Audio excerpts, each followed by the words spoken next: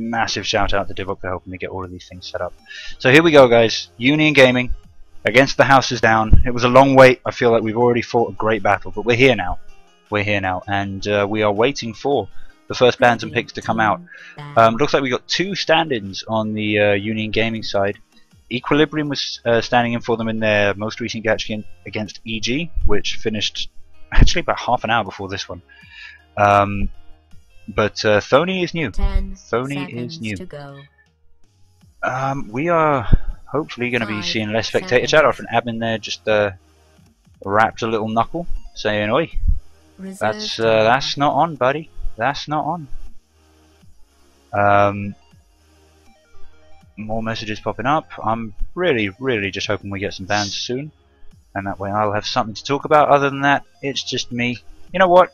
In the meantime, perhaps you guys can afford to just watch me struggle to move a picture of a wave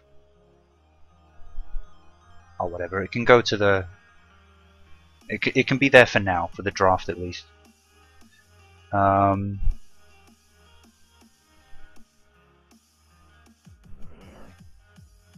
The ridiculous thing is, I actually have moved things around on OBS before, so I should know how to do that. I've worked it out before, or I've looked it up, or something like that. But no cigar. Lycan being banned out, very top tier hero. I've finally been convinced. The potential. It's just he comes online so much earlier than most other carries. He can easily solo Roshan as soon as he gets his Vlads. So many options, especially on a Radiant team. Banned out immediately makes sense. Union Gaming were relying on a combination of Lycan and Nature's Prophet to win the game that they just won against EG, and they in return there's the Nature's Prophet banned out from House is Down. I don't think that was entirely necessary. I think those two heroes are synchronous, and if I think Nature's Prophet's a lot less scary without Lycan on the field and vice versa, but maybe they just really want to shut down common pushing strategies which they know UG can pull off. Union going for the Visage ban, which I think is a very valid choice. He's a very good support. He does an awful lot of damage and an awful lot of slow, and that's just nasty. You really don't want that. Then the Invoker ban coming out from Union Gaming, and another tier 1 hero. He always makes a massive difference, and I think the most impressive, people think, oh well, Tornado, okay, well it doesn't do that much damage, it's not that good of an initiation item, and it doesn't even hold them out of the way for that long. Wrong, amigo. If you get lifted up, if you get an entire team lifted up by Tornado, you can line up whatever combo you want for the time that they're going to come down. You can have Blink Initiators come in and be ready to drop down Ravages, Wards, anything you want. And that's all on top of the ridiculous combos that Invoker can pull off all by himself. Now it looks like the House is Down are thinking ahead. They're developing strategies. They are, bro, can you hoist even kind of situation.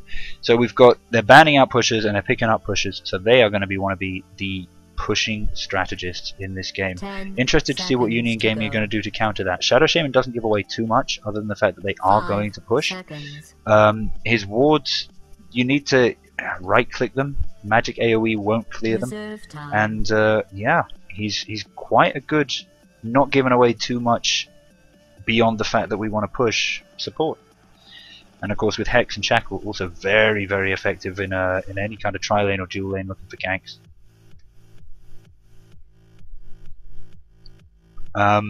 Lining up, but of course Union Gaming now, they got 2 picks in a row, and this is something that's become increasingly apparent in our own little drafting tournament that we run. If you want details on that, send me a message anywhere. But we run it in the same way in terms of when you're drafting the players out of the lobby, it's the same kind of 1-2-2-1 pattern. So you can either have the first pick, or when you get your first pick, you get 2 in a row, and that can be huge. If you've got the first pick, but then you've got to wait, and you're looking for some kind of killer dual combo, you pick up one, the other team knows what you're going for, and that's why we're seeing such a big pause here from Union Gaming. Whatever strategy they already had, they're also now trying to work out what the House is Down is going to do with that Shadow Shaman on their second pick, and pick up something that can counter it effectively.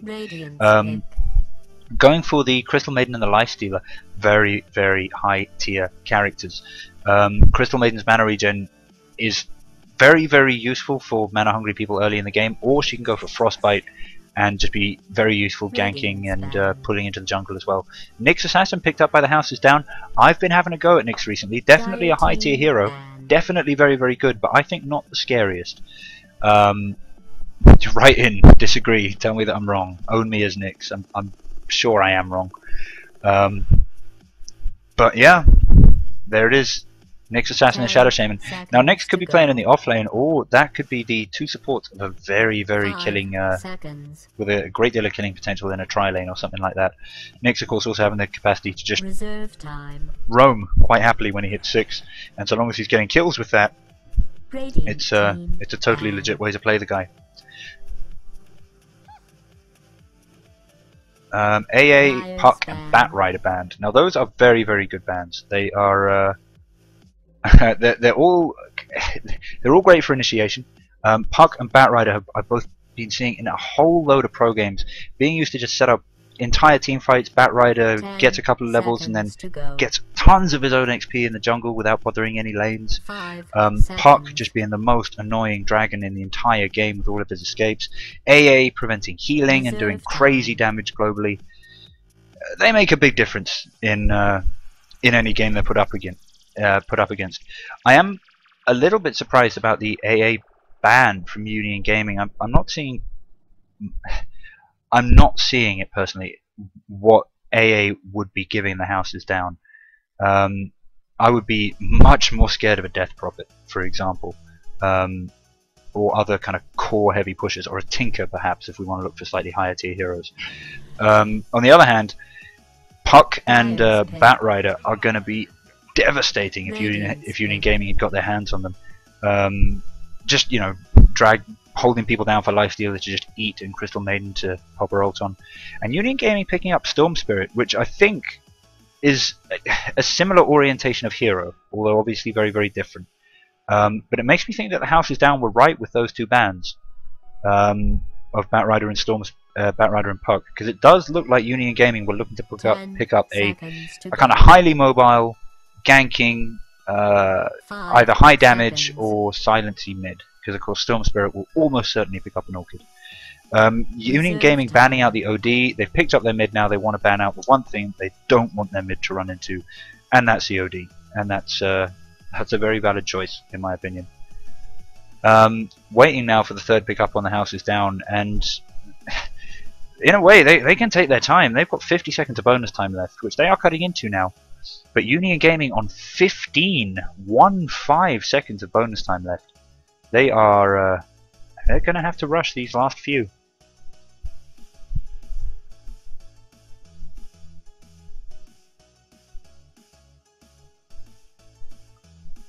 Bum. Still waiting for another move. I'm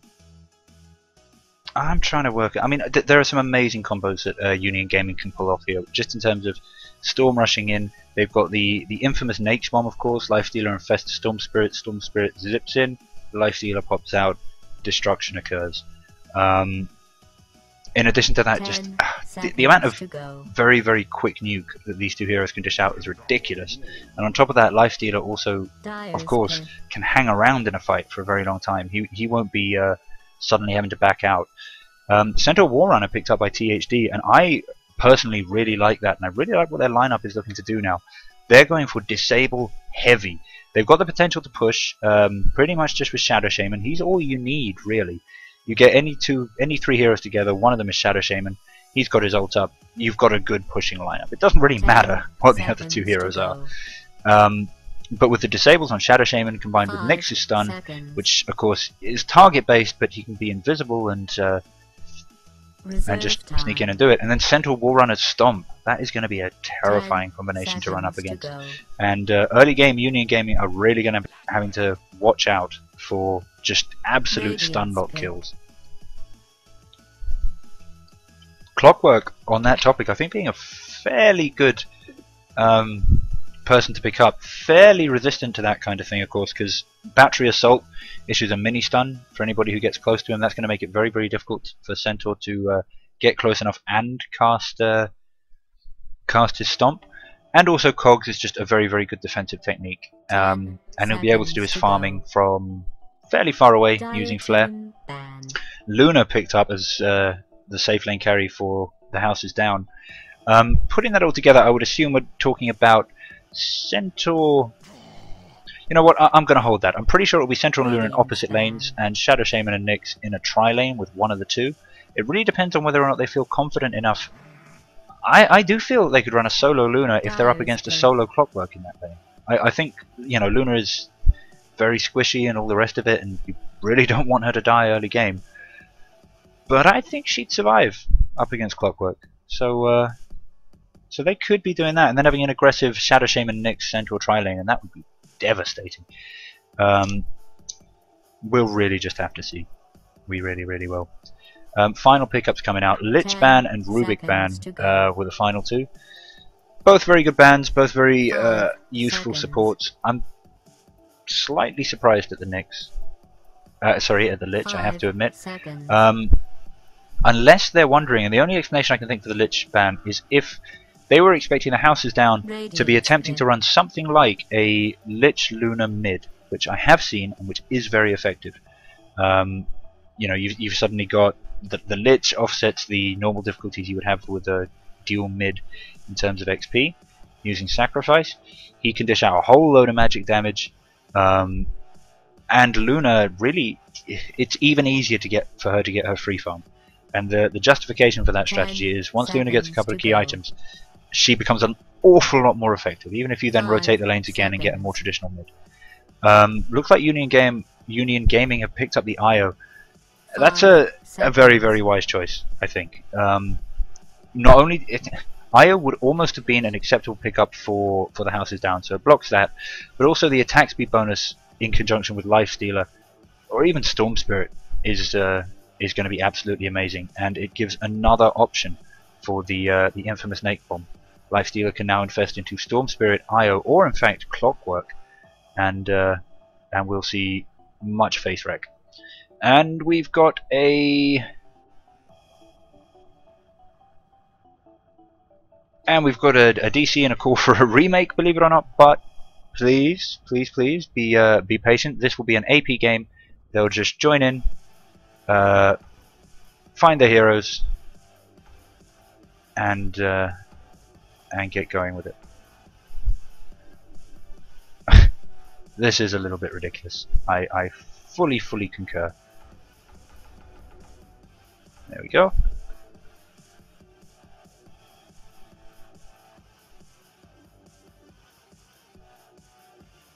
Oh, it looks like we got a couple more people in. Vengeance and Yapple. I could actually do with one of them helping me co-cast here, but c'est la vie. I guess my voice will just have to survive. Now we're waiting for a couple of THDs to come in. You'll notice I haven't put up the Be Right Back screen. I couldn't do that to you. You guys can see the lobby here, and just know that it is happening. It is being done. We will be in very shortly. And assuming that this all works, there won't be any problems. THD have confirmed. I think we're probably just waiting for... Oh, yep, they need to change their name there. And if anybody was ever wondering, yes, teams of all levels forget to put their team names on. It is very common. Let me say that.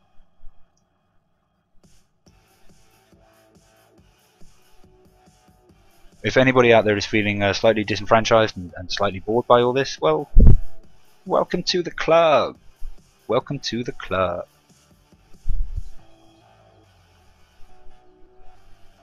Waiting for the final load-in. There it is. There it is, ladies and gentlemen. And it was an all-pick game. So in a minute or two, we'll be back to the stage of seeing heroes buy items.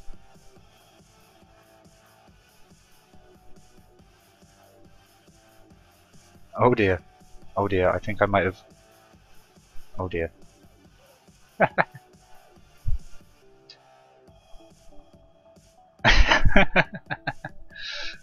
So yep, there we go. Same heroes being picked out. Again, I think that UG have got a very powerful lineup combining Lifestealer with 3 maximum delivery options. And just in case the point isn't made clearly enough, what you can do is have Lifestealer infest into, say, Crystal Maiden tethered to Io global in. So that's now 3 heroes dropped at any point on the map: Io, Crystal Maiden, and Lifestealer. And then you've got Storm Spirit who can zip in, and Clockwork who can hook. So it's gonna be dangerous. It's gonna be deadly. There's an awful lot of stun coming out though from THD, which is the kind of thing you need to just immediately put a halt in one or all of the initiations which Union Gaming are going to be attempting here. I think this is going to be a very, very interesting game. We got farm carries coming out on both sides, very, very hard farm carries. And yeah, let's get on with introducing the teams, I suppose. So up here on the Union Gaming side, up on the Dire, we've got stand-in Equilibrium, who is of course a stand-in. Oh no, don't tell me. Don't you even tell me. Yes, a second is fine, I guess, but don't you be giving me any of that minute or remake bollocks. I really might just have to leave. So I'm going to take the opportunity to introduce the teams, just because it gives me an opportunity to look at any fancy items they have. Equilibrium, of course, and Lifestealer does not. Djokovic, I'm pretty sure that's Djokovic, but if I'm getting it totally wrong, I'm very sorry. And I've also pronounced it 100 different ways already. And looks like we're getting the interesting graphics glitch. So did you know that when Storm Spirit shifts into his ultimate form, he turns into the form of the Great Grey? I didn't. Let's have a look at Crystal Maiden. Crystal Maiden standing there with nothing. Bit of a boring Crystal Maiden, have to say. And Clockwork and Io don't have items, so that whole trip up to the Union Gaming side was a total waste of time. Let's check out the Luna. Oh, I really like this. I have got a different cat mount for Luna, but that's a very cool cat mount, just not as good as my cat mount. Can't have everything, I suppose. And a shield. I don't have a shield for Luna. Much sad. Much wow. Looking at the Alchemist, I really like those goggles on the Alchemist himself, and some other pretty cool items, but nothing really major. I'm surprised we're not seeing any really cool sets coming out here. This is pretty cool. Obviously, in the Year Beast event, he managed to pick up the Nyx Dagon, and that makes his Nyx look about 1,000,000 times cooler. I personally kind of think that it should come out of the back like a scorpion, because what the hell kind of creature has a stinger on the back of its head? That doesn't make any sense. But whatever, it's fine. I mean, I'm just me. I just like things to make sense. And a quick look at the couriers. Here we go, inscribed Holojack. That's a dietide courier if ever I saw one. Victories 92, wards place 290. And up here on the dire side, no courier out yet. No courier out yet. This game is taking a ridiculously long time to get moved off the ground, and I think Roche is probably about as bored as I am. Maybe this is how Roshan feels in like every game. Think about that. Next time you just go and kill him for no reason. It's one of the reasons I love the GLaDOS announcer more than anything else. Just the joke she makes when somebody kills Roshan. And it's like, yeah, Roshan, who was just minding his own business, was just callously murdered by the Dire. That is true. It's the same with the jungle creeps. You know, why? Why would you do that? If Dota 2 is just some big moral experiment on behalf of Valve, we've all failed, ladies and gentlemen. So here we go. It is bum-ba-da-bum. Neofolk on the Luna heading down to bot, and looks like he is going to get all 3 supports. Right? No, Alchemist is heading mid. I didn't actually see that coming. Alchemist mid actually will do very, very well against the Storm Spirit, given that. Anyway, I'll get to that in a minute. Vestius sitting on the Nyx Assassin. ZXS sitting on the Shadow Shaman. CZSK sitting on the Alchemist. And Zoidberg up here on the 30 seconds on the Centaur Warrunner. And then over on the UG side, I think I've already introduced these. Equilibrium, Zedtok on the Io, Thony, another stand-in on the Crystal Maiden. They're going to run into Centaur Warrunner in a position he does not want to be run into. He can't back out that way, but going the other way is tricky. Lifestealer's not coming in though. I would have thought he would try and get in there and maybe make a bit of a play. Then we've got Battle starts Djokovic on the Storm Spirit, and Angel down on the clockwork. So the illusion gets picked up by Centaur Warrunner, and suddenly he's the one who's got the Radiant on the run. I really thought they could get something done there with a Frostbite and maybe something else.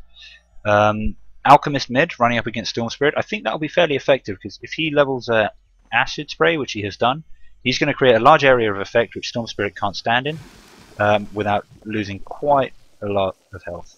Yeah, this isn't going to be good for Storm Spirit. He's got a very low range and he needs to stay close to the creep wave. The downside for Alchemist is it's going to automatically push out the wave. Ward coming down here from Union Gaming, and actually I really like that placement. I'm pretty sure it is blocking the camp, and it's not a place where you commonly see a ward these days, so it's unlikely to be dewarded. You can actually see both attempts the Radiant have made at dewarding that ward have totally failed. And actually these two sentry wards are probably closer together than they need to be. Angel, though, he's going to be the one who's having real difficulty farming this game. Running up against Shadow Shaman, who can just go in and freeze him pretty much any time he wants. Next Assassin, who's just going to follow up that stun. And Luna, who's just going to taunt him with her free farm until he can do anything about it. Which I'm really not sure he's ever going to be able to do. I'm really not sure he is. They're going to need major rotations down bot. In the meantime, Crystal Maiden dutifully farming up the jungle, leaving the lane XP for Io and for Lifestealer. Lifestealer is also going to get basically free farm. I don't think Zoidberg is as much in danger of being ganked by the UG tri-lane. It could well happen, but I don't think there's quite as much danger of that as Angel is currently facing.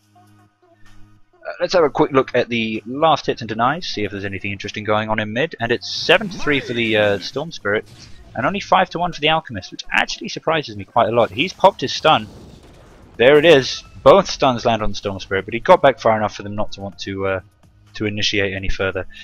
Shadow Shaman is going to ping out an Illusion Rune, which unfortunately isn't going to be picked up immediately by Clockwork. So Shadow Shaman possibly should have hung around there, given that Clockwork wasn't visible in lane and was probably coming to look at the rune. But either way, it's not a big deal. Clockwork didn't get much out of that regen rune. Luna's still getting free farm. So is Lifestealer. I mean, this is just sad. The Lifestealer currently... Oh, yeah, I mean, it's just so close. Centaur here taking an interesting position. He wants to be in XP range, which he most certainly is. He doesn't want to be visible in lane, and he doesn't want to be visible in the jungle. So he's trying to play all the angles. CM, yeah, okay. You do that. Decent jungler, but I don't... Io could be doing a lot of interesting things, and CM could be pulling into the jungle down here into this camp, denying the lane XP. This is... yeah, okay. I'm going to get 100 comments telling me why jungle CM is totally valid, and why I am totally wrong, and if they're right, I would accept that. But I don't know, I think CM with Frostbite could have been doing an awful lot more in that lane. Certainly they do, as I said, have chances to kill this Centaur, and they're not going to get it with CM very, very slowly farming the jungle. Just out of interest, minor Dota point for any aspiring junglers.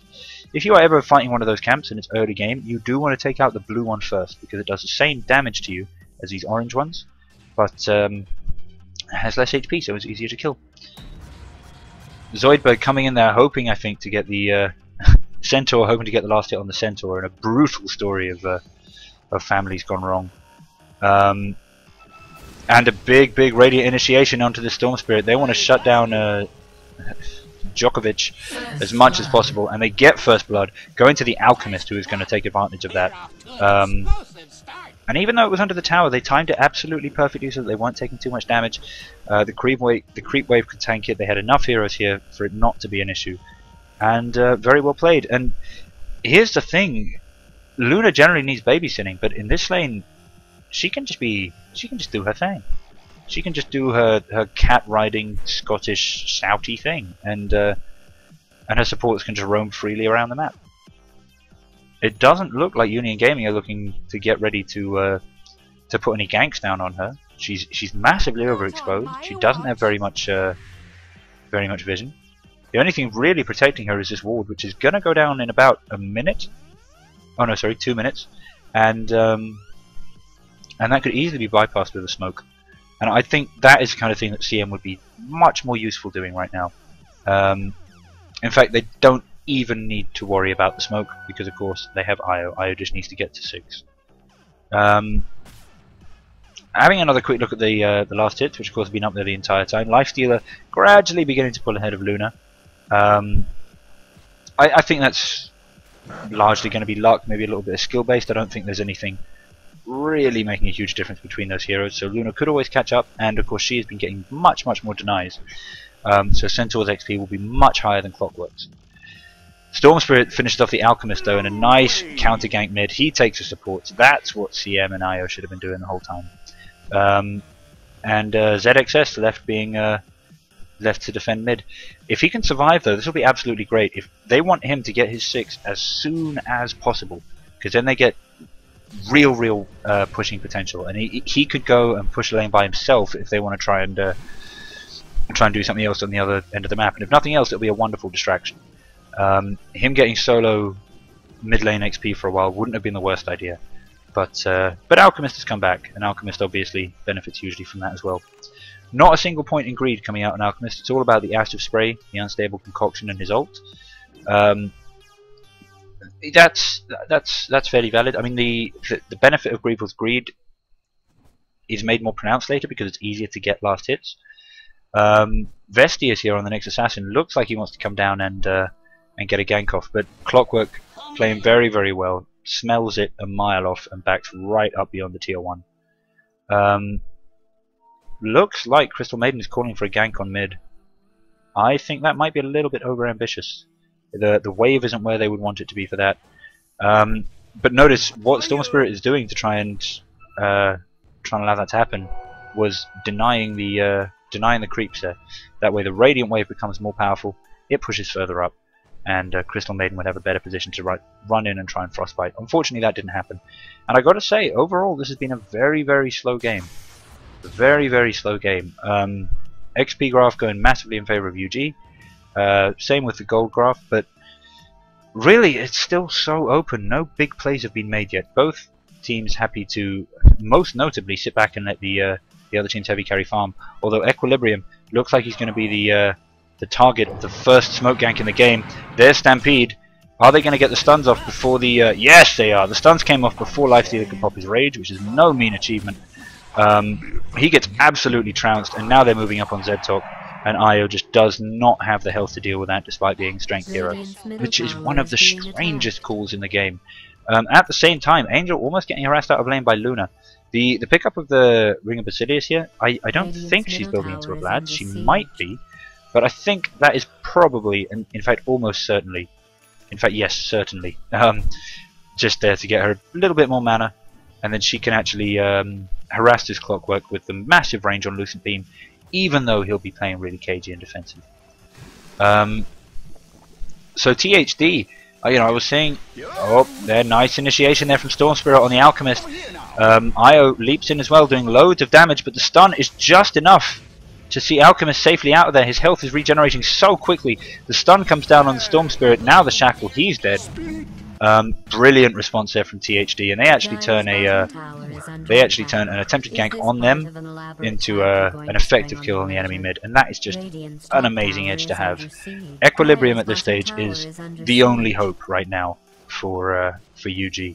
He needs to be getting his farm. He's got his Midas up, which is very good, but there needs to be more of that, and just, yeah,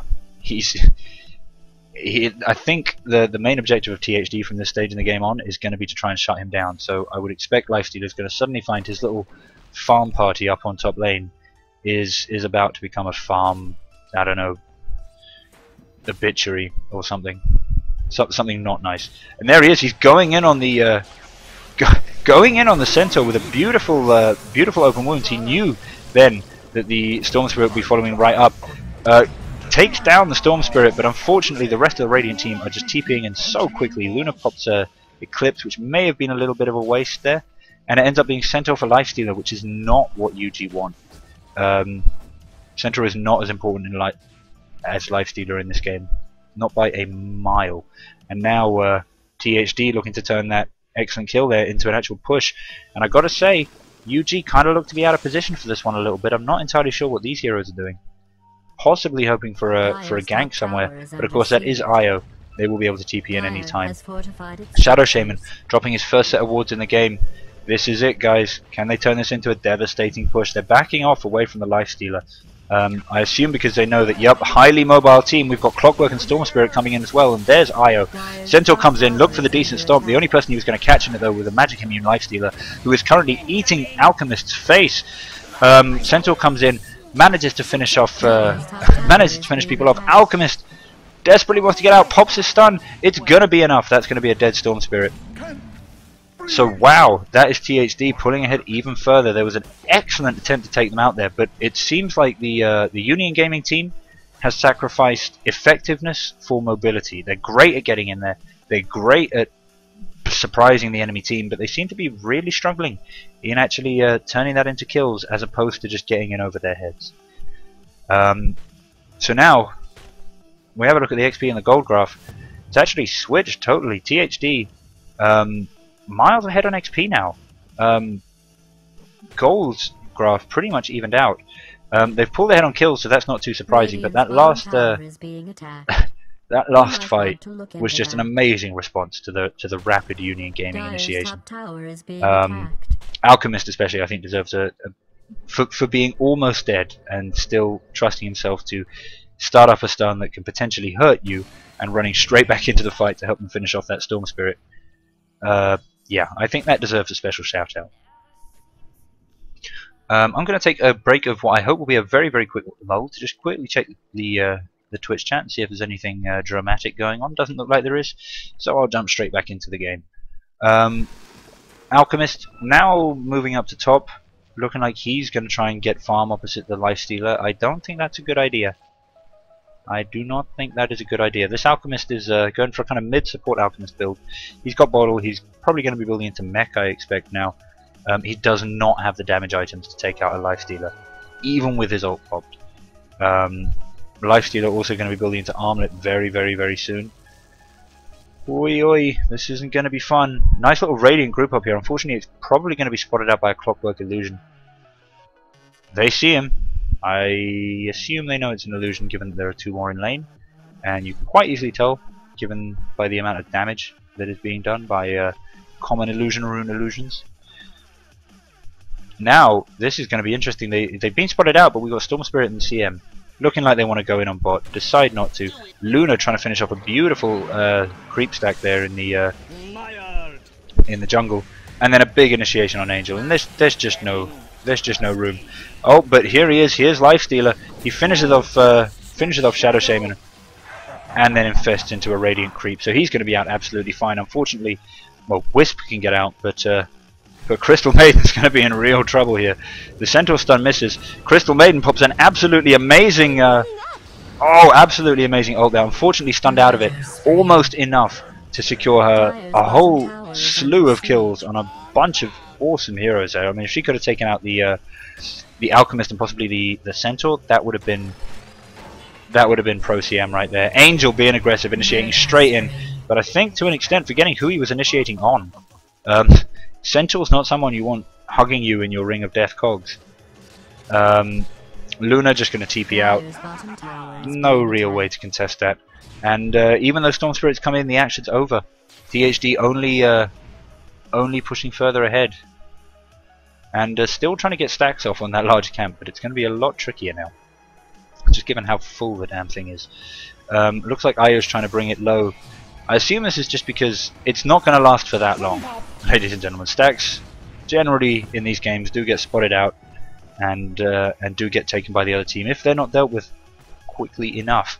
Now it looks like, oh no, I thought they might be sticking their head into Roshan, which would have been a crazy idea and absolutely terrible. So I'm glad they didn't. Invis rune up top, spotted out by Union Gaming. They'll be looking to pick that up on the Storm Spirit, I expect. Meanwhile, Alchemist and Luna, that's why they weren't saving the jungle stack for Luna there. It was because she's got an ancient stack to come and eat. Her lifesteal not going to be quite enough to enable her to do this without taking any damage, but the damage is reduced sufficiently, especially with Alchemist's help there. That'll see Luna yeah, she only needs 1,000 to go to BKB, and at that point she is going to be absolutely terrifying. Lifestealer, on the other hand, struggling up towards Armlet, but still on the way, and he really needs to get a BKB out as well, in my opinion. Rage is amazing, but I really feel you need BKB on top of Rage is also very, very good. Io there, quickly linking up to the Lifestealer in order to get that heal off. And Radiant now wondering if they're going to be able to find a nice gank through the jungle. What is kind of sad about this game is we still haven't had a single tower down. 15 minutes in, 16 kills on the board, and oh, here it comes. Oh no! If that's a glyph, UG really should be coming in to defend this, otherwise it's just a wasted glyph.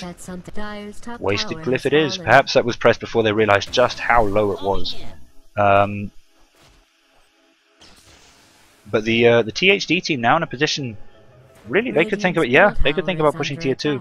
At the very least, that's going to force the entire UG team to rotate up there in an effort to defend it. And if that does nothing but waste the enemy team's time, it's doing something.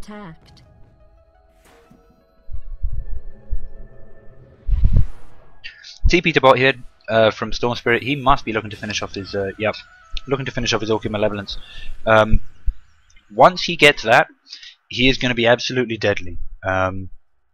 Easily able to take out Shadow Shaman, probably able to take out Nyx, able to certainly get an awful lot of damage down on any of the other heroes as well.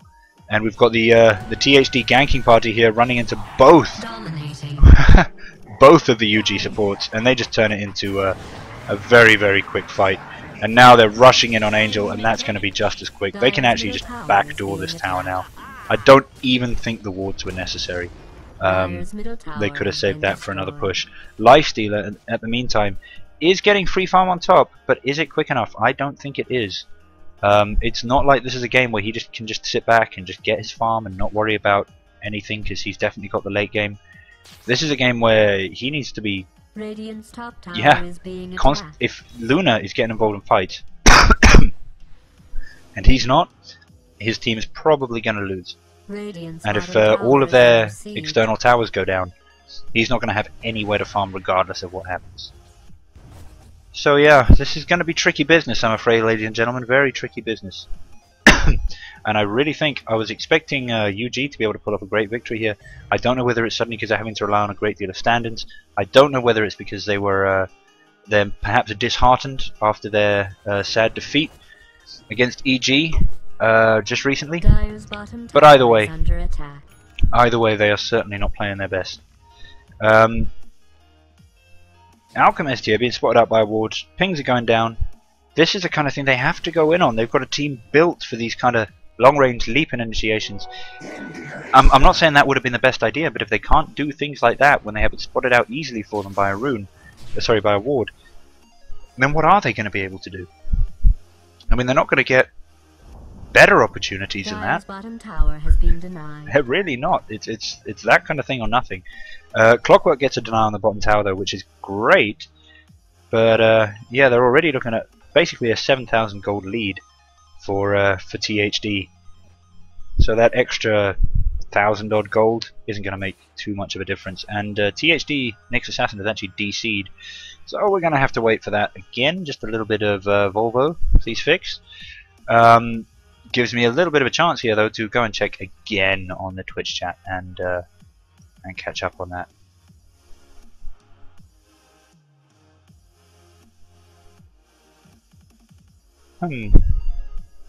Very strange.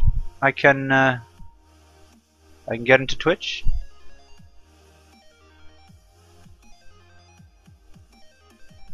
I can get into Twitch, but my own channel is lagging for me. I hope it's not lagging for anyone else. It looks like it's just a me problem. My player, my Mozilla Firefox, rather than a problem with the stream, I'm hoping.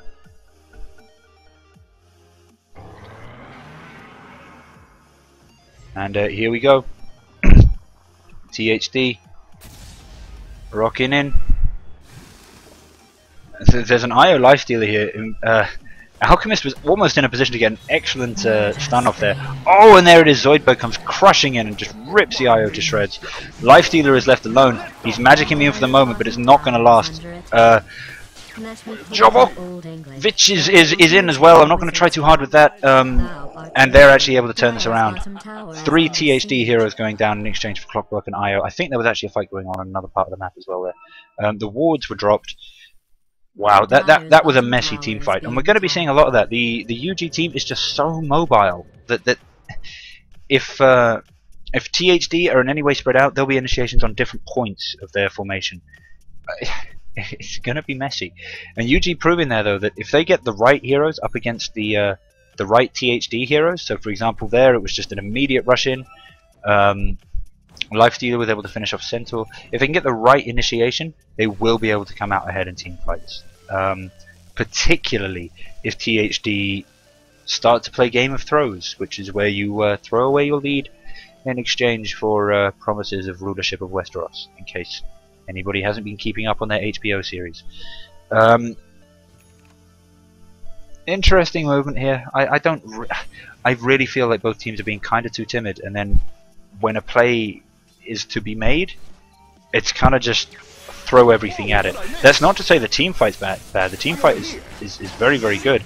Oh, and there's Angel coming in to stop the Nyx from coming in to help out after that excellent Storm Spirit gank. But here's Luna. She popped Eclipse, but the only person within range at the time was a magic immune Lifestealer, so that's totally wasted.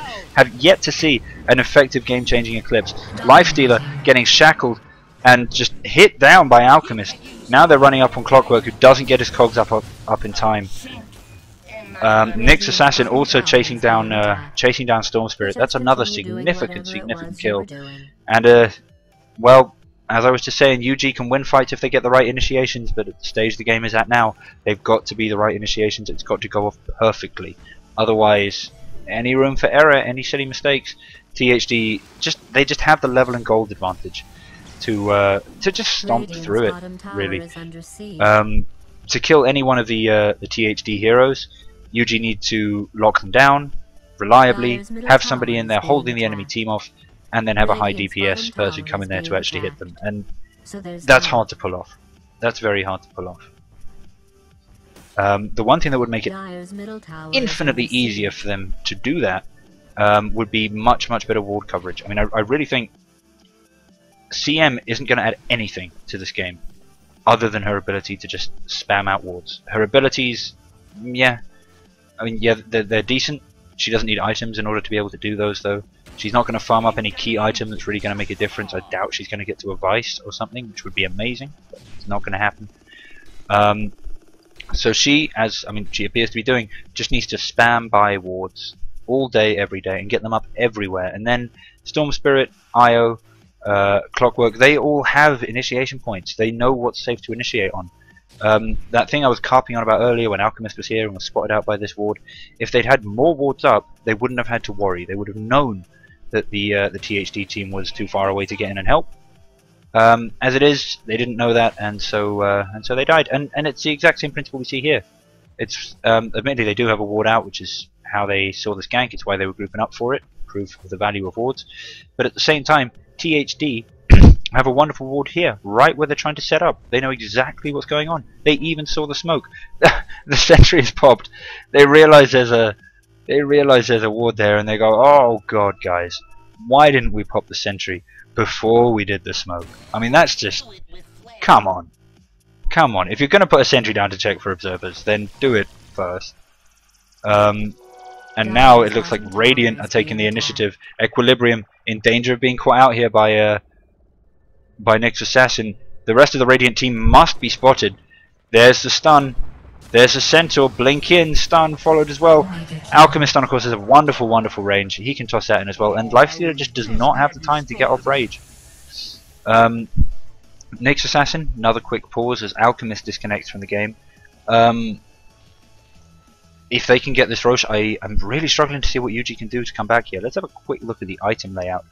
Lifestealer picking up Armlet and Basher and Midas, which I agree is almost certainly the best thing he should do here. Luna, Centaur, and Alchemist all liable to build BKBs, and they need some disable for that. Unfortunately, he just doesn't have the tankiness. There's an awful lot of physical damage coming out. I would say his next item, ideally, would probably be an assault cuirass. What he would then be doing is hopefully waiting for Angel then to pick up something like a Heaven's Halberd, like we see coming out on the Alchemist already, and then that would just easily prevent Luna or Alchemist from doing any real damage. By contrast, with Alchemist with a Heaven's Halberd, if he can get that off on Lifestealer, put it like this: if there's a large team fight and Lifestealer comes in somewhere towards the end of it and gets Rage off, so he's not the one initiated on, so he doesn't just get stun locked like we just see there. So he's come in, he's got Rage, he's the shit, to put it bluntly, for the first 5 minutes. Sorry, first 5 seconds. But then Rage wears off. He's still looking great, but oh no, Alchemist uses Heaven's Halberd. Suddenly he can't attack. He cannot right-click people. And with Lifestealer, that's not just a question of not being able to do damage. It's a question of not being able to survive, because he's not able to steal life. He's not able to regenerate his health, which normally gives him that wonderful longevity in team fights. They're in real trouble. Luna already has BKB up in addition to Dominator. Yasha's up, so that'll be a Manta style soon, and that could actually be what they're waiting for. If they can, once they get tier 3s down, once they've got Luna with Manta, it's literally a question of you attack one barracks and suddenly like half the enemy base has fallen, because the glaives bounce between them. The illusions glaives bounce as well, and that's just amazing. That's just amazing. Another quick check on the stream. Stream is good. Hey Divok, I'm glad you're enjoying. I just came in to watch you guys, just as because of the delay that Lifestealer gank happened, so I got to watch it again. That's fun. That's grand. And we're off. We're off, ladies and gentlemen. There we go. The Roche attempt is up.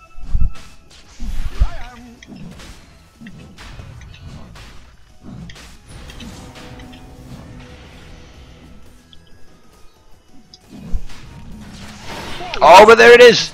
The clockwork comes roaring in. UG want to come in and contest that, but really, I think that might have been a little bit overbold. Storm Spirit did manage to steal the Aegis, but is it worth it? I mean, come on! Ladies and gentlemen, that is effectively 5 kills on UG, given that Storm Spirit was actually killed twice. No kills going down on THD, even though they lost the Aegis. And, you know, given that I find a lot of fights are determined not by just kind of raw, oh, well, we've got more hit points to throw at you than you've got DPS to throw at us. It's decided by strategy, it's decided by stun locking, it's decided by a great deal of things, combinations and wonderful things that make Dota so much like chess. Having an Aegis in that context isn't that amazing. You know, a good team will counter an Aegis by, first of all, not initiating crazily, and secondly, 99% of the time you'll see fights where the person with the Aegis is killed. Okay, not 99% of the time, that's absolutely ridiculous, but I would say about half the time the person with the Aegis is killed, but so is his entire team. So the team that killed him just has to sit there and watch, and then he'll respawn and then he gets killed again. Now there are certain exceptions to that. For example, Morphling with an Aegis, being able to replicate out practically immediately, is always viable and always dangerous, because even if his whole team dies and he dies, in the situation I just described, when he came back he would just immediately replicate out, or waveform out, or just do something and he'd get away. Morph has too many escapes. Dire's top tier 2 has gone down. Their mid has gone down. The Radiant can do what they want, really. THD are so much in control of this match. Also, Nyx, if I believe correctly, did pick up... Oh, somebody picked up a gem. Yep, there it is. There it is, so he's going to spot that and deward. There's also... Oh, that'll be down before he gets anywhere near it. And now, I mean, this is just sad. We're seeing Lifestealer, with Io's help, going for an Ancient Camp. Not an Ancient Stack. An Ancient Camp. Meanwhile, who's that? Luna doing a magnificent job of stacking the Ancients with her own, just Helm of the Dominator creeps. Meanwhile, she's down here farming the jungle. Whenever she wants, really, she can just run up there and just get... How many stacks is that? 3? 3 stacks? Close to 1,000 gold, I would expect. if not slightly over. Yeah, very very good play, and THD in a position now to really just snowball.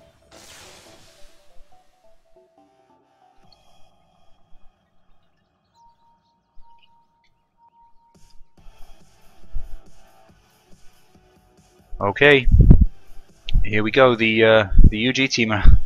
This is what I mean. I mean, Lifestealer. Okay, he's currently able to get a little bit of farm out here, but even this is risky, to be perfectly honest. If Radiant weren't getting ready to push bot, they'd be looking to kill him. He also does not have a TP scroll, so he's relying on the fact that they got this tier 2, and that's going to go down anyway, so he doesn't need to worry about it. But I mean, even if he picks one up. Yep, he does not have a TP scroll coming out. I'm sure he has enough gold to buy one at the side shop, but he's going to have to pick one up right now.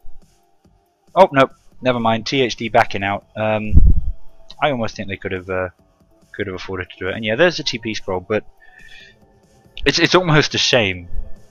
You know, he's now ready to back out just as THD start going for him, and THD backed out of their push because they decided that it wouldn't be worth it. I think that we were very very close to seeing two very very interesting fights there, but both of them were narrowly avoided.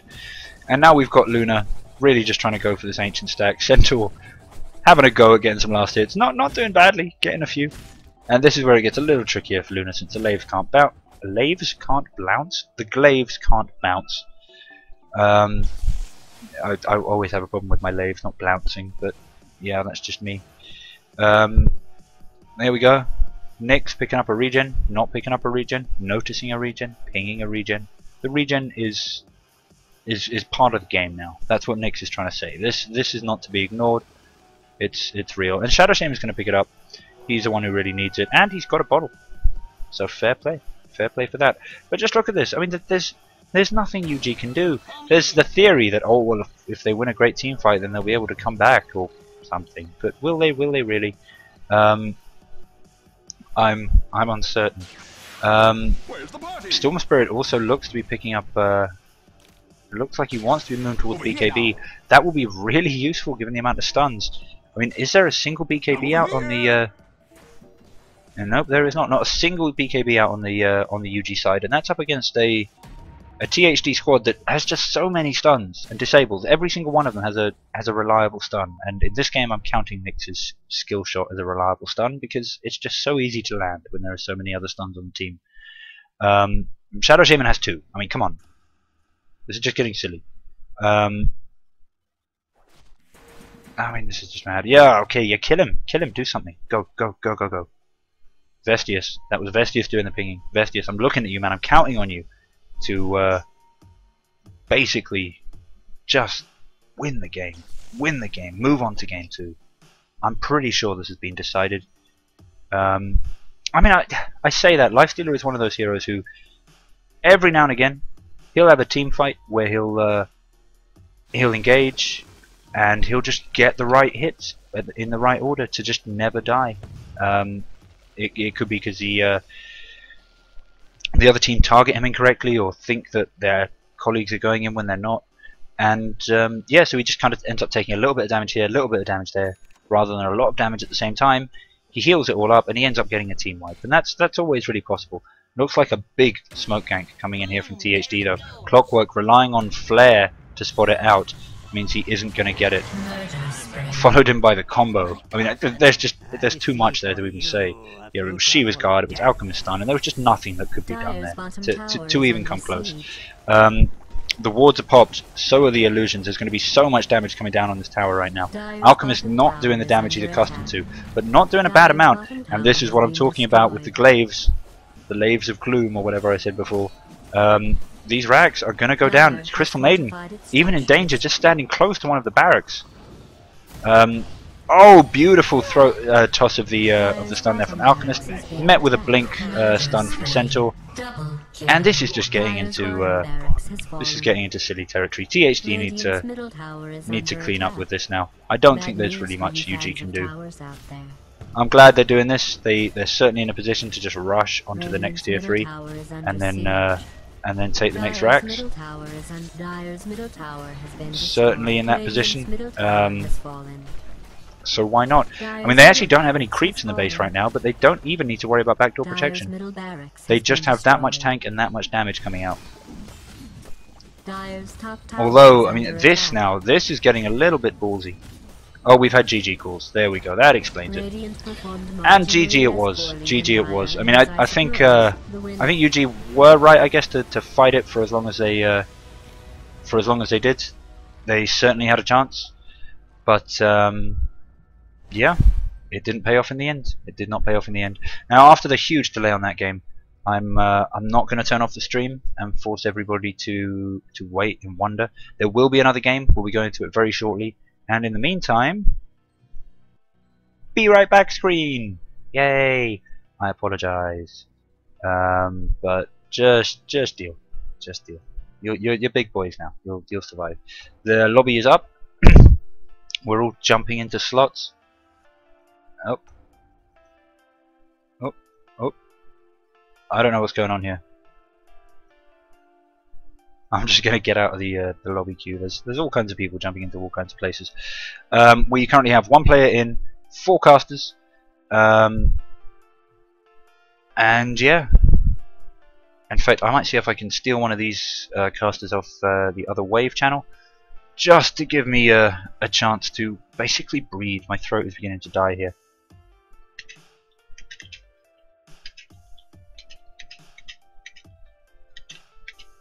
My throat is literally dying. Oh, something weird happened there.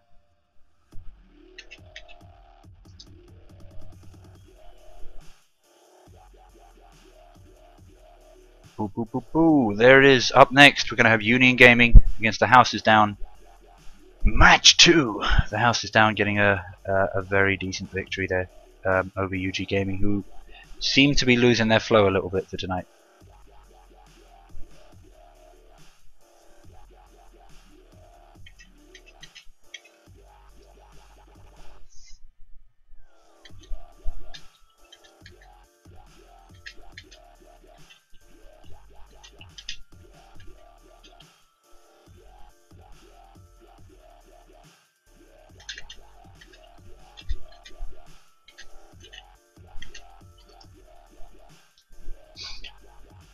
Okay, final game. Final game. My girlfriend's been watching this, waiting for me to finish doing this and having some free time to call her. But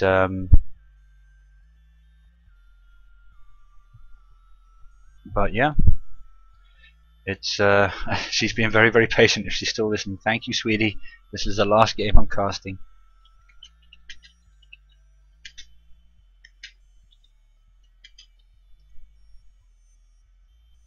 Oh, let's have a look, ski.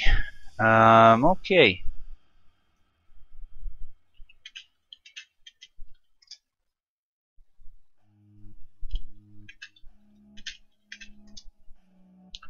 And messages here.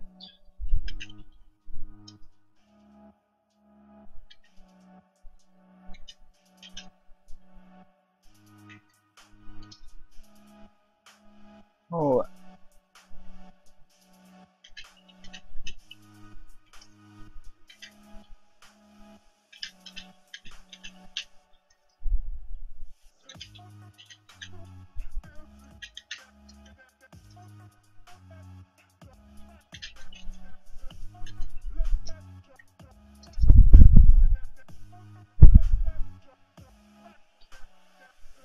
Oh.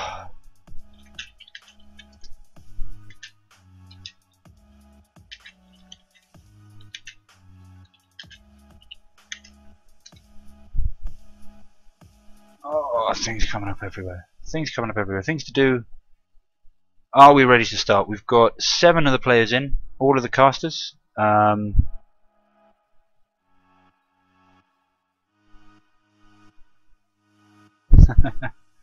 Please join, gentlemen. Please join.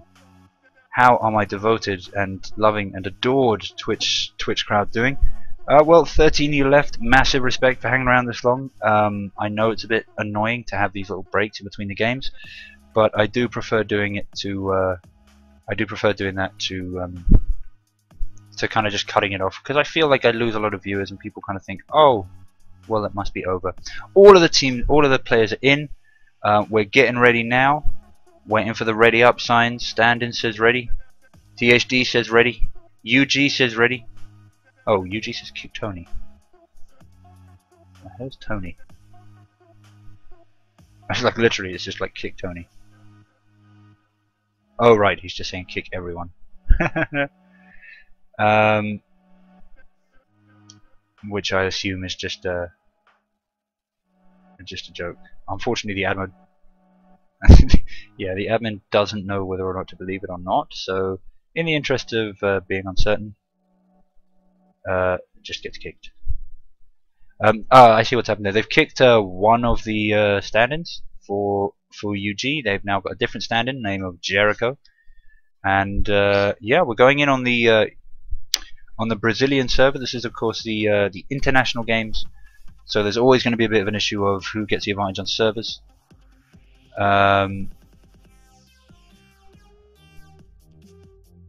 THD calling for Brazilian servers this time.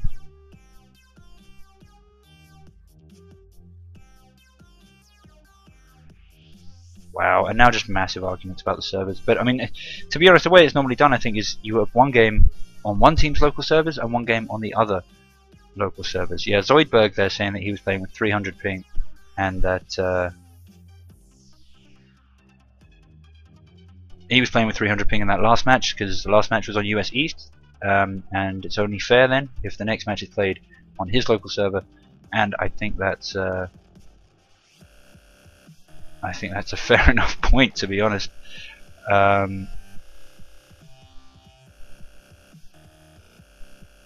I think probably the admins they're not getting involved in the little argument that's going on, but I think they are probably just checking the rules.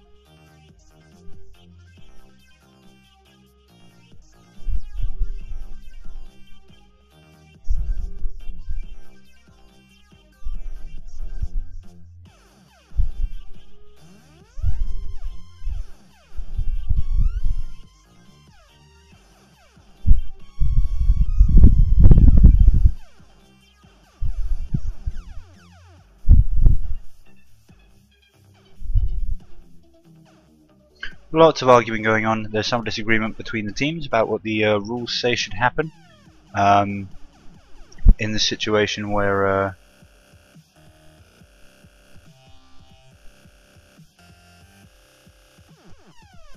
in situations where they've got this difficulty. But now it looks like we're ready to go, and we are going in on US East servers, so that's going to be slightly tricky, and I'm not sure that was the right call there. But c'est la vie. We move on, we move forward, and it is true that US East is the default server, so yeah, that's just what it's got to be. Admin's cool. I'm perfectly happy to say that admin should always be listened to and should always have the final say, because I am an admin now, not for JDL, obviously. I wish, but in the general sense of the word, admin, admin all day, every day, for life, admin life, hashtag admin, you know, that kind of thing. Did any of that make any sense to anyone? If it did, go see a doctor. I'm actually kind of looking forward to this, guys. I haven't played a single game of Dota in about 2 days, and this is my last pro game to cast. I'm going to finish this, and I'm actually going to be able to play some of this stuff. It's going to be awesome. So here we go, lining up again. It's UG against THD. THD unfortunately playing with harsh pings for both of the matches, but that's just the way it's got to be. If they get a win, they will have all of the street cred for winning while suffering through ping. And here we go. We're lining up. We're looking for bans. We're looking for picks. We're hoping that nothing bad gets said in the chat, because, as I say, there was some disagreement between the teams about what should happen there. But c'est la vie. C'est la vie. C'est bien.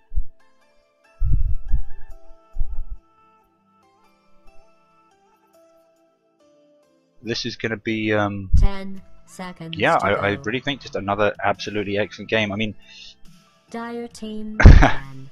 you have to be curious. You know, it was THD and Zoidberg saying like, oh no, we can't do it. Playing with 300 ping, need to follow the rules.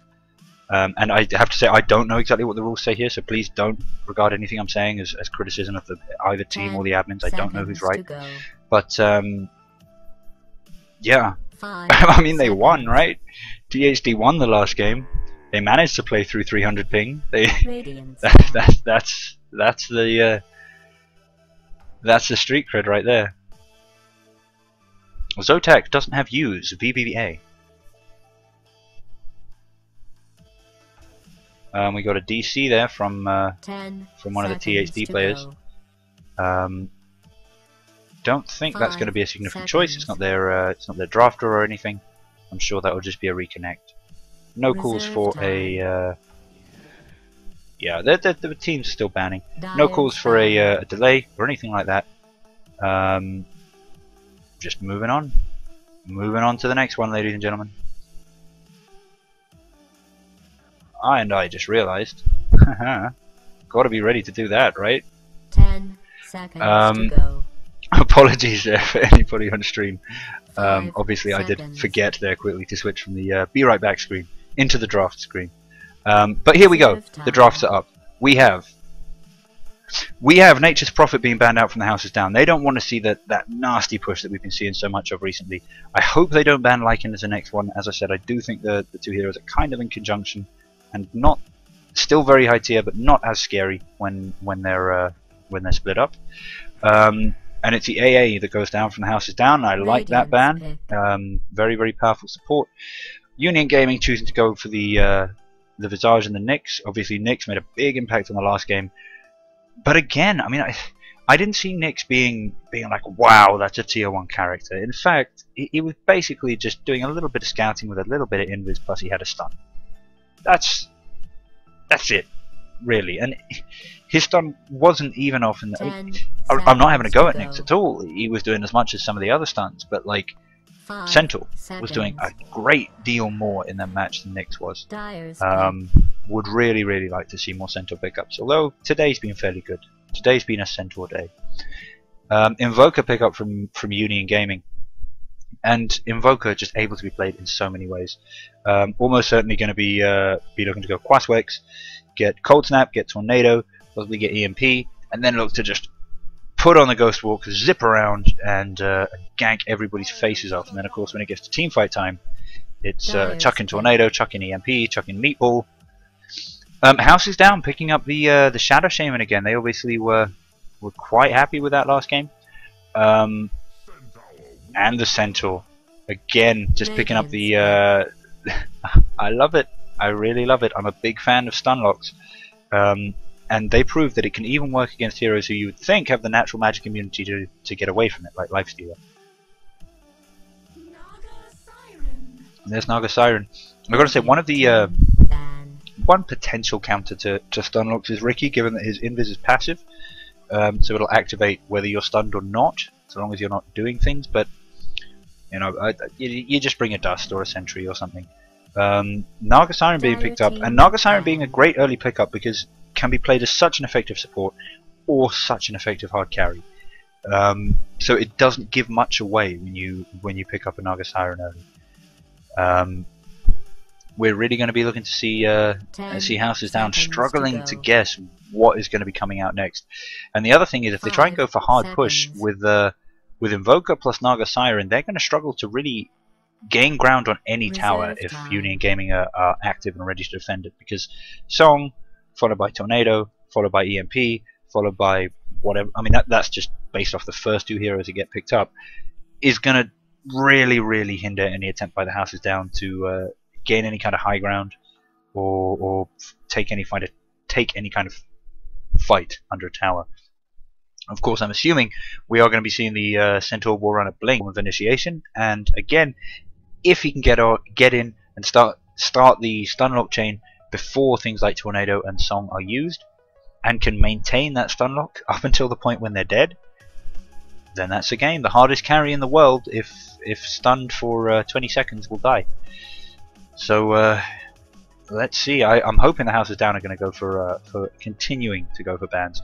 Doom being banned out by Union Gaming, which I think is an excellent ban, because Doom is an unusual disable. You don't get the movement lock, which you would get from a stun, but you get an awful lot more than you would normally get from a silence, because of course it cancels passives and items as well as the damage over time. Now that would have been absolutely lethal to Invoker or to Naga Siren. They're just teamfight heroes. They need to be able to cast their abilities, use their items. You know, a Naga Siren with Doom can't use Song, can't TP, can't and is taking damage the entire time. Can't net to try and get away. Can't summon her illusions to try and provide some kind of distraction.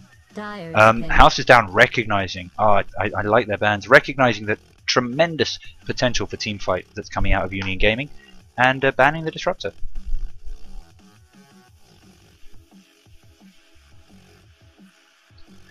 The other ban coming out from Union Gaming is the Alchemist, and I think that's another very wise ban. House is Down proved he just adds into that stun chain. Plus the damage. He's a great person to go for if you're looking for a stun heavy lineup. But they go for Mirana. Mirana Shadow Shaman is a wonderful combo. Shackle just holding people still for so long, and that'll be on top of Centaur Warrunner's Stomp, I expect. That the arrow can just, Mirana can actually leap away just to get a bit more distance on the arrow, which of course does more damage and stun from the further away it is. She can actually just leap away, turn around, line up the arrow and shoot, and they'll still be held in the shackle by the time the arrow actually lands. So yeah, big moves, big plays, big wow. Union Gaming now into their bonus time, trying to decide on a third pick. I suppose that's the downside of Naga Siren a little bit. You know, very hard for the enemy team to predict, but if you don't have a clear idea about what you're going to do with it, you can be left kind of twiddling your thumbs there going, wait, what do we need to pick up again here? How are we going to round this out? You know, what were we picking up Naga Siren in order to do? Effectively what I'm saying is you have to have, you're trying to pick up Naga Siren to confuse the other team. You don't want to pick up Naga Siren when you yourself are not clear about what you want to do with her, because that will just end up confusing you. But that said, you know, House is down to less than 30 seconds bonus time. Probably just thinking about that. Union Gaming still on a minute bonus time, and there it is. They pick up the Venomancer.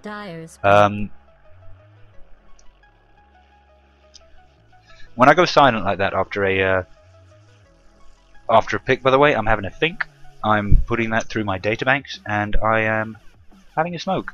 So there we go. It's Venomancer. They've got a very push heavy lineup if they want it now. Invoker could go for a couple of points in Exhort, get those Forged Spirits up, and start wrecking towers. Naga Siren, of course.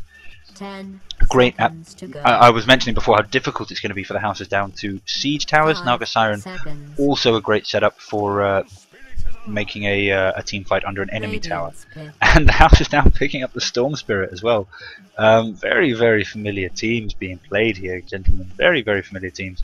The one thing I will say though is here are our three cores: Centaur, Mirana, and Storm Spirit. Now, Storm Spirit will be mid. Centaur probably offlane would be my expectation. He might be played as a support for the Mirana, but the Mirana presumably is either going to be. Mirana is going to be the safe lane core, and I'm not a fan of Mirana safe lane core. It has worked for certain teams brilliantly in the past. There's no denying that. But she requires a lot of farm. She doesn't have any of the abilities which you would normally look for in late game carry. You know, damage amplifiers, crit chances, anything like that. So yeah, not my favorite late game carry. Lone Druid being picked up by Union Gaming, and I think that's a very good pickup. Can be played in various ways, but let's just say they do this traditionally. They have Lone Druid on the offlane. He's going to do a pretty fair job. He can use the bear to scout out and harass the supports that are trying to just outnumber him and stun him. Still fairly squishy, still got to be careful. Then you've got Invoker mid, you've got Naga and Veno, and again it can either be a Naga carry or a Naga support, so it's really hard for Houses Down to guess on what they need to ban. But they go for the Clockwork, which I can't really see what they were thinking with that, to be honest, just thinking about the laning. Okay, I suppose what they were expecting then was a Naga mid, Invoker off lane. 10 seconds to go. No, I just don't see it. If they, okay, 5 Naga, they must have thought seconds. Naga was going support. That's first up. But then they must have thought it was going to be Naga Reserve Venno time. Clockwork, which I don't see. I just don't see it. Maybe Naga could have been carrying that tri lane, but I just don't see it. 10 seconds to Conversely, go. the ban out of Crystal Maiden I think is absolutely amazing from Union Gaming. It's exactly what the House of Down were looking for. But they pick up an Enigma, possibly just because they're feeling courageous. That's a very, very good pickup. They've now got the opportunity to have Centaur Stomp set up an Enigma ult, or an Enigma ult set up a Centaur Stomp. But what they don't have is really the massive AoE damage that you see really taking advantage of Black Hole. You know, if you can do the Black Hole plus 10 seconds to go. you know, just say anything you want. Sanity to clips from OD. 5 Say a seconds. Luna ult. You could have a Witch Doctor ult. You could have any one of 100 things. Reserve time. Things. What you want with Enigma are abilities that are hard to land and do an awful lot of damage. Because then Enigma's ult makes them very, very easy to land and very easy to do the maximum amount of damage. But I don't see that really anywhere on the Houses Down. They don't seem to have. They don't seem to have that. What I suppose they're picking up the Enigma for, though, is they'll build a Blink Dagger on him, and he'll join Storm Spirit and Centaur War Runner in the kind of blinking and slamming crew. 7 seconds left on the bonus time there for the Houses Down before they picked up that Enigma.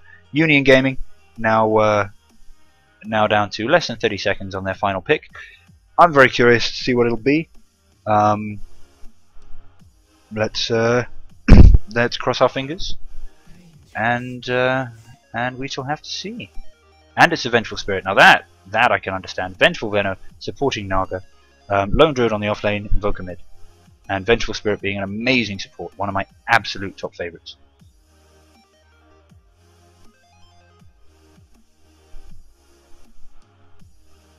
This is going to be a very effective lane, I think. There'll be a lot of damage coming out from Radiant.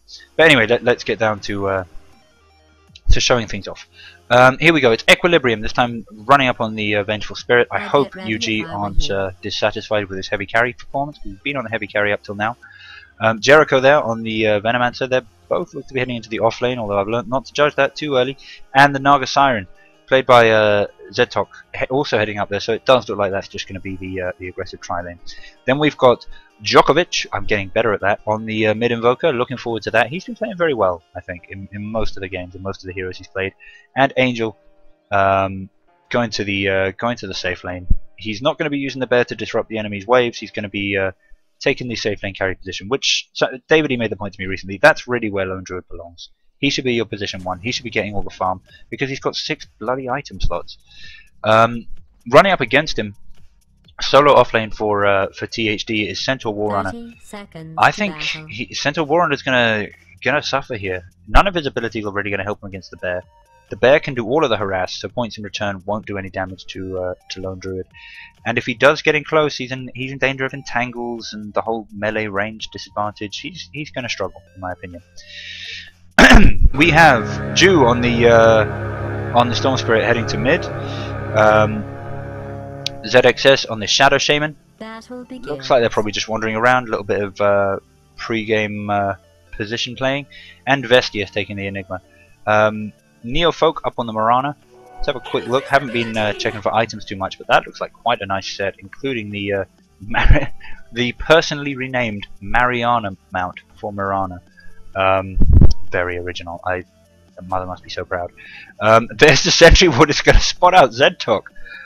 He must think he's so clever, but actually seriously in danger of getting ganked here. There it is. Shadow Shaman actually had Shackle there. I think could have they could have really messed him up quite badly there. Djokovic already getting a large amount of damage from Storm Spirit just from the first creep wave. And I'll open up the last hits denies because that's often where the most action is. Wave, of course, pushing up. Oh, very interesting play top. Marana being caught out between all 3 of the Radiant tri-lane. How could she possibly hope to get out of that? That was way too far. She doesn't even have leap. That was questionable, I think, from from THD, but I'm sure they're going to be right back in business. Early game kills like that, they don't really slow down the person who died, as you can see. Right back here already. Yeah, I lost a bit of gold, but meh. The real danger is two things. First of all, it does give some gold to your opponent. Obviously, that's not good. And the other bad thing, of course, is overestimating it. You can overestimate the impact that early carry has. Mirana would make a terrible mistake now by playing just hugely defensive for the entire game. She needs to be confident in her ability to get out there and try and find kills. Unfortunately, it looks like she's just going to die again. She has managed to pick up Leap by now, though. Uses it to get away, but unfortunately the net has yet to come out, as does the Vengeful Stun. There's the Venomancer. The Venomancer Gale just comes out to ensure the kill using DOT, and it looks like it's going to be a very, very early tower down on the for UG, taking the top tier. And 2 kills on Mirana, that's awful. She's the hard carry. I've already said I don't really rate her too much as a hard carry. But yeah, now she's suddenly staring down 2 early deaths within 2 minutes. How's Centaur doing down on bot? I was already predicting he wasn't going to be doing too well. Actually, leading against the Lone Druid, but it looks like Lone Druid's being a little bit more adventurous. He's getting around places. He's having to deal with Enigma, messing up his jungle. It kind of makes sense. He's almost up against a dual lane himself. And of course, you can't really shut down a Lone Druid's farm. It's a little bit like a Doom, although for a different reason. He has this this cuddly little fella to go in and do the farming for him. And it really does look like THD are just going to have to let that top tower go. That extra gold is going to be hugely useful for Storm Spirit in mid, who's already picked up a DD rune and will be looking to initiate on Djokovic pretty much as soon as he can. This might be a little bit too much under the tower, given that range creep is just going to melt. But he's got to be looking to do something. Mirana really now just looking to stay in XP range, but it's going to be tricky. It's really going to be tricky. There's a lot of stun, a lot of catch up on this UG lane. Looks interesting though, as THD move in for their first real gank attempt on bot. Going to get spotted out by the bear, however. This is what I meant. Bear can be used for scouting as well. So now Lone Druid just knows he just has to get back, hide in the trees here, and it's going to be very, very hard for Radiant to find him. Doing a nice little job cutting down trees, so he's actually got an additional escape path, because he knew that Centaur would be coming in there after him. And now suddenly we've got the UG rotations, and Zedtok looks like he's going to take out Vestius. Now it's Shadow Shaman having to back off very, very quickly. Centaur Warrunner not really pushed out a lane, so the loss of Enigma is all that really happened there. But it wasn't what THD wanted for their first gank attempt. Very, very difficult to gank a Lone Druid. What you need is the ability to just rush him. It doesn't matter if you dive him, it doesn't matter if you do anything else. You just need to be able to get in there, get up to the Lone Druid rather than the bear, stun him and hit him plenty of times. Now, they didn't really have that. Shadow Shaman, I think, possibly had an opportunity to get a quick shackle off, but probably would just have been entangled out of it by the bear pretty much immediately, which would have cancelled the channel. I just don't think that was an effective gank attempt. They should be ganking top, where they'd have a much better chance of being able to gank Venomancer or Vengeful Spirit. And who knows, might even have caught Naga up there, if because of course she rotated down to deal with the gank going on bottom. Now Lone Druid actually in a position seeming to want to push, although with this wave coming up, he's best off trying to use this to get some damage on the tower. Centaur's going to come in trying to get the creep aggro. He's got it. Oh, he's got it, and that's going to force Lone Druid to back out that lane, which is a good call, I think. I did just miss another kill go on top though, and there's ZXS also going down, so it's 5-0 for UG. They are just they really are just trying to tear through this. Gotta hope that that Zoidberg and co there aren't suffering too much from lag. I haven't seen too much evidence of it, and I gotta say it's a bold move to put the person suffering from lag in your solo offlane position, and it really hasn't. Perhaps he would be playing with much higher skill level if he had 0 lag, but he certainly seems to be doing a good job of things. So hopefully it's just not affecting the game too much. The couriers actually weirdly close to each other there, like weirdly close. And now looks like a push going on mid. Zoidberg ready to jump out on this Invoker and actually spotted out earlier. Very, very easy kill. Storm Spirit, yeah, just comes in. He wants to be the one to get the kill. I don't even think that was necessary. The double edge and the stomp from Centaur basically had Invoker dead by itself. And then we've got a very, very quick Stampede and an attempt to save the Mirana, but it's not enough. It's too little too late. And yeah, I mean, just looking at the hero composition, I think UG have better late game heroes. If it gets to late game, UG are going to have a huge advantage. Unfortunately, they've already got the advantage in early game. So THD are going to have to, I suppose mid game, you'd say, is their only real chance. And they just keep giving away these additional kills. Zedtok could have been in trouble there, what with all the rotations. And a beautiful arrow lands on Naga. This could well be quite a significant kill here. There's the Starfall, and there's the kill. This DD rune has, I'm pretty sure, been spotted out by both teams, but nobody wants it. Please, gentlemen, please, take the rune. Believe in the rune. And yeah, it looks like we are now.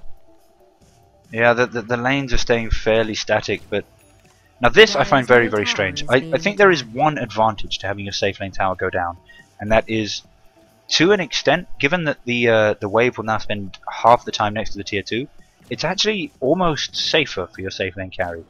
The jungle is much more exposed, the entrances are a lot weirder, but if the enemy team want to gank Mirana farming here, then they have to push up miles. Big fight going on mid though. Storm Spirit looks like he's about to go down. Finished off by a very, very nice tornado there, which is just enough. There's a net down. Mirana ult has been popped very, very defensively. Oh, sounds like some drunk people outside my house. That's just wonderful. Not very loud though. They're the nice, quiet kind of drunk people. So hopefully it won't in any way affect the stream.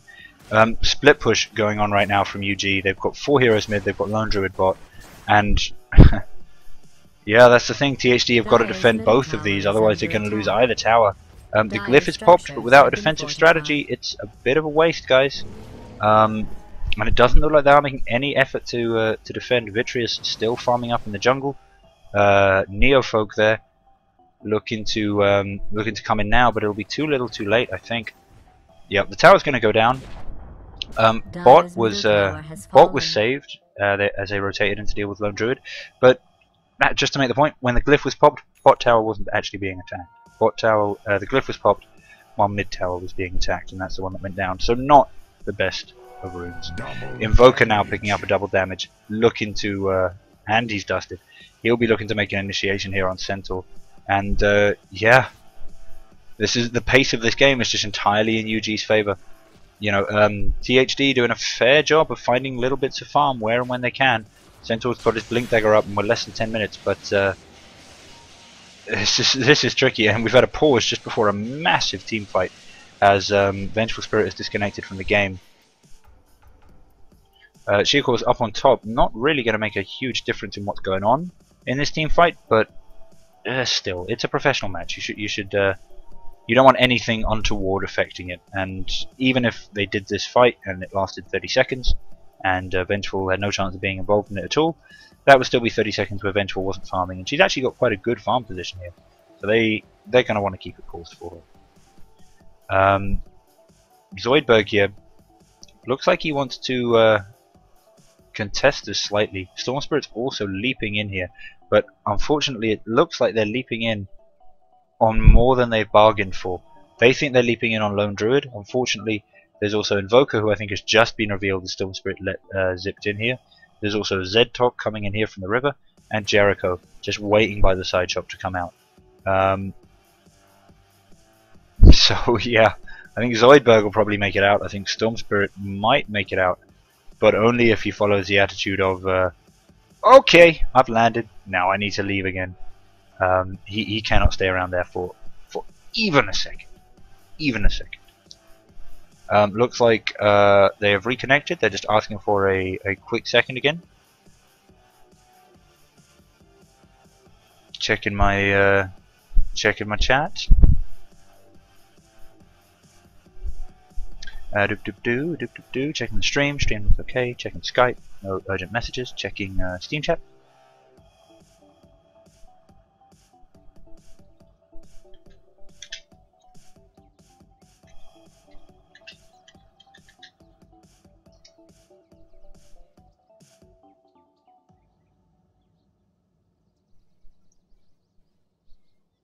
Too many tabs open. That's my problem.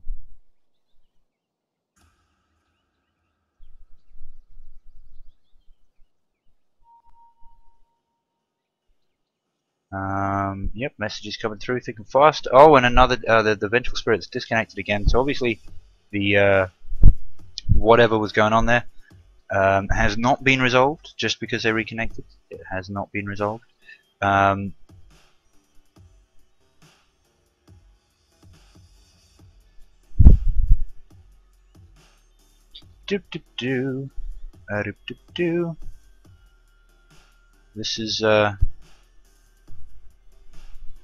This is crazy. This is absolutely crazy. I'm really just hoping that I would really love it if THD could pull off something that would put them in contention again for the mid game. I mean, for example, this gank here, if they hadn't just timed it, and it's honestly bad luck that they're trying to go in here just in the middle of UG's attempted smoke gank. But if they'd managed to kill the lone druid here, that would have been the kind of significant difference you're looking for. Because if it had been Centaur and Storm Spirit zipping in, Centaur with Blink, as I mentioned, that would have been a dead lone druid. I don't think there's really much he could have done.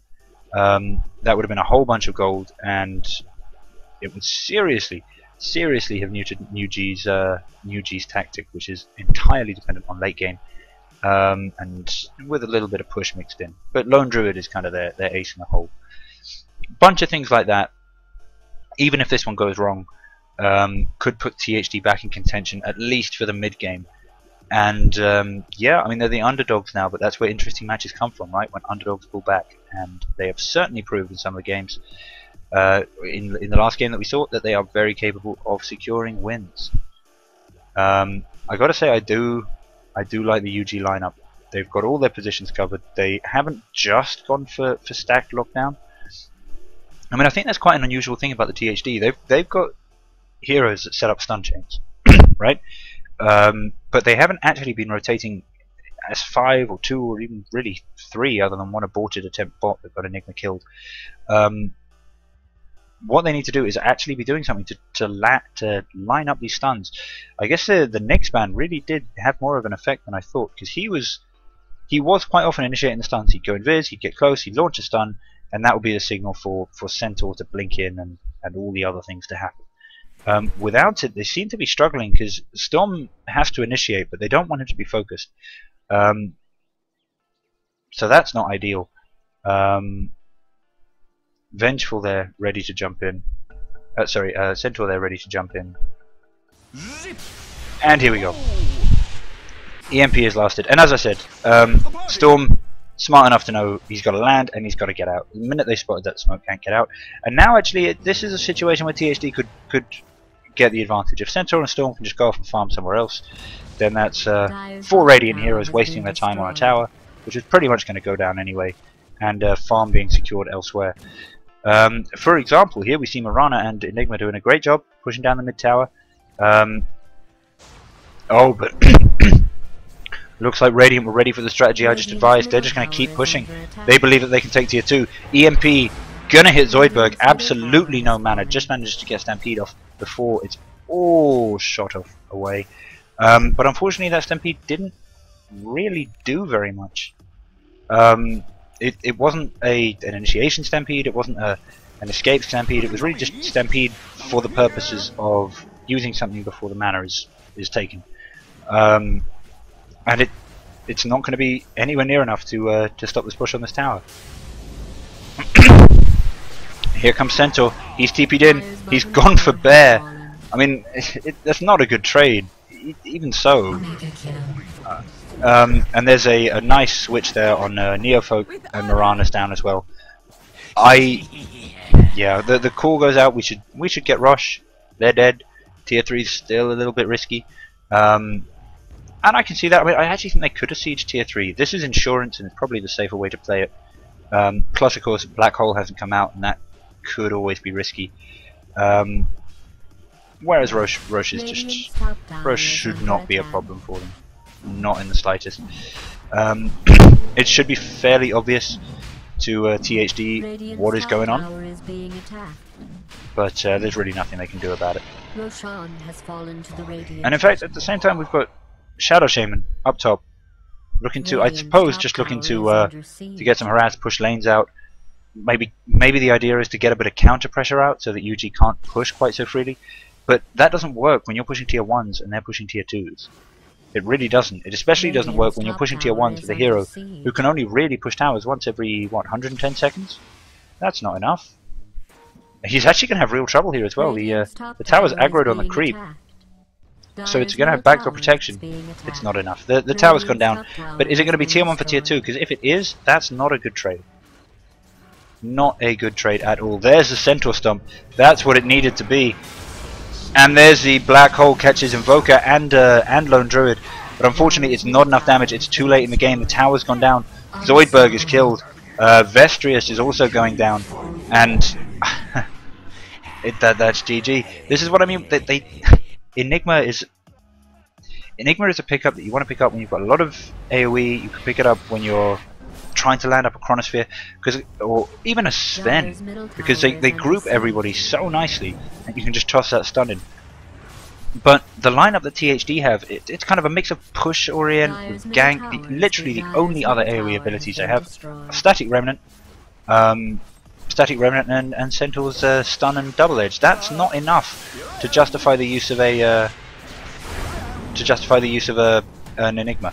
And now the bear is just eating through the UG team.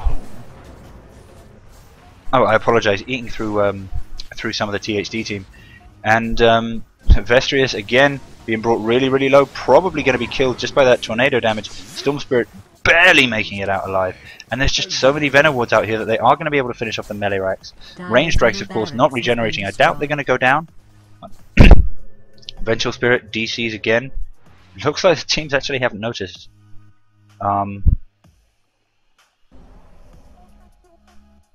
Wait, what?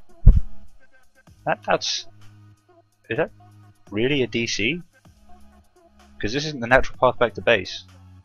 Let's see, if she ignores this farm, it's a DC. Yeah, it's not a DC. She's perfectly fine. She's right there. I'm slightly confused. I very much doubt that UG would be looking to just micro this. That would be oh, perhaps they were just microing her for the last hits, and now they are sending her back to base. I'm slightly confused by the lack of pause there. I mean, I can't imagine people haven't noticed, right? Hello. Obviously, perhaps UG just feeling very confident. Oh, and the Centaur Stampede is enough to save Shadow Shaman and the Storm Spirit. Venno though, Venno is there for the finish, and now Lone Druid chasing down Marana. There's the entangle. It's not going to be enough though. Still no basher or anything on the bear. That's generally what you need on Lone Druid, given the potential for the people to TP out. Venge is back, ready for action. Looking for, I assume, vengeance. But we'll have to see. Perhaps she's looking to feed. I'm having a quick check out now on the items. Obviously, you can't really tell Lone Druid's items. So in fact, let's find the bear and open up the bear so that we can see that as well. Hyperstone, Mithril Hammer's out, Orb of Venom. Very good items there. Equilibrium. It's interesting to note. Oh, and there's the waiting for an entangle on the bear on that Storm Spirit. That would secure the kill. Storm Spirit though rushing in, helping to finish off the Invoker. He doesn't care if he dies. Marana ult has been popped, and he's relying on that to get away. Unfortunately, the Gale came down.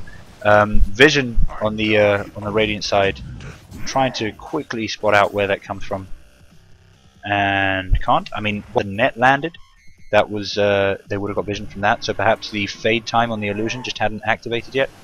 Venge now distracting the rest of the Dire team up top. What are they going to do? You're going to send all of your still living heroes up to chase Vengeful Spirit while this happens? Really? That's not good math, bro. That's not good math. Lone Druid in pimped out bear form, but you probably already knew looking to push this mid. I would be surprised if they don't send some kind of distraction at that range tracks as well. Like I might have suggested sending the Naga illusions there, because at the very least it would slow down a hero as they're forced to kill the Naga illusions or face unrepairable damage. Here we go. Centaur's looking for a blink in. He can't see anyone because it's all just the bear. Gets a beautiful one in on the Vengeful Spirit, but Naga ready with the song, and that's going to be the is it going to be the withdrawal they need? No, it's not. It's the initiation they need. Invoker coming in with all of his spells. Centaur getting hit up by the net. Marana arrow lands beautifully on the Venomancer to slow things down, but it wasn't really what they needed. Vengeful Spirit finishing off the Shadow Shaman. I missed that, unfortunately. Also finishing off the Storm Spirit, although it's the Invoker who gets the last hit, and now the bear is chasing Enigma. The Tornado is tossed in as well, and there it is. Team wipe. And that's the GG called from Zoidberg. And I think that was an excellent set of games. I've played 2 matches in today where it's gone 1-1 in the JDL, and I think those very often are the best matches because, of course, it means that the teams, it's not just a stomp either way. Anybody watching on stream, I hope you've really enjoyed that. I might have time for a few more streams later on in the night. It won't be pro games, it'll be my own stuff. But if you want to support me and what I'm doing and everything else, please stick around, come in next time, subscribe, check me out on YouTube, subscribe to Twitter, all that jazz. But there we have it. 17-20 minutes, victory for UG, 1-1 overall in this 2-match season, and I hope you all guys had as much fun as I did. Ciao.